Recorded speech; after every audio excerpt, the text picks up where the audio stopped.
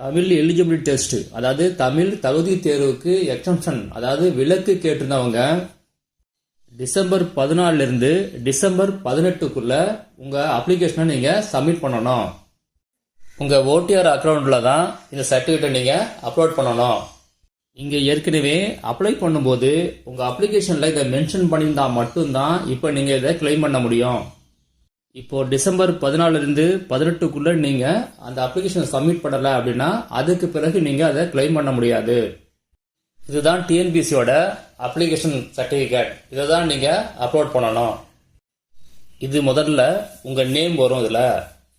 அடுத்தது ரெண்டாவது டேஷ்ல nature and percentage of disability as mentioned in the certificate of disability.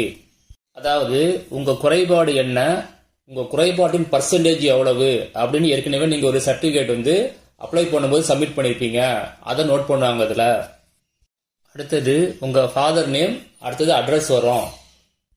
அடுத்தது due to the above mentioned disability following concession may be given. அதாவது உங்களுக்கு உள்ள டிசேபிலிட்டியை வச்சு என்னென்ன கன்செஷன் கொடுக்கலாம் அப்படிங்கிறது வரிசையா ஒரு 6 பாயிண்ட் கொடுத்துருக்காங்க. First point exemption from Tamil, அதாவது நீங்க தமிழ் எலிஜிபிலிட்டி டெஸ்ட்ல இருந்து உங்களுக்கு எக்ஸம்ஷன் கொடுக்கலாமா அப்படிங்கிற மாதிரி இருக்குது. அதை டிக் பண்ணா உங்களுக்கு கொடுப்பாங்க. அடுத்தது extra hour for writing theory exam. டிஎன்பிசியில் மினிமம் 1 ஹவர் கொடுப்பாங்க.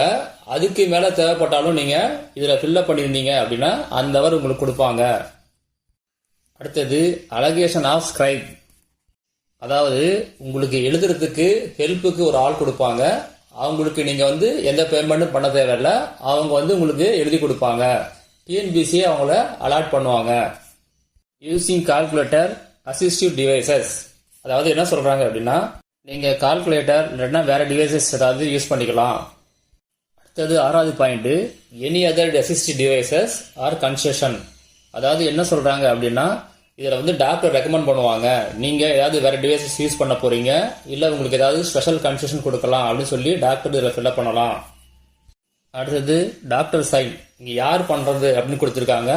நேம் ஆஃப் கவர்மெண்ட் ஹாஸ்பிட்டல் இல்ல civil surgeon, medical superintendent, signature of the notified medical authority of a government health care institution, இவங்க சைன் பண்ணலாம் அப்படின்னு சொல்லியிருக்காங்க. அடுத்தது கீழே லெஃப்ட் சைடில் உங்க சிக்னேச்சர் இருக்கணும், இல்லைன்னா உங்க கட்ட விரல், இடது கை கட்ட விரல் ரேகை இருக்கணும். ரைட் சைடில் உங்க போட்டோ ஒட்டணும். இந்த சர்டிஃபிகேட்ல சீலும் டேட் இருக்கிற மாதிரி பார்த்துங்க.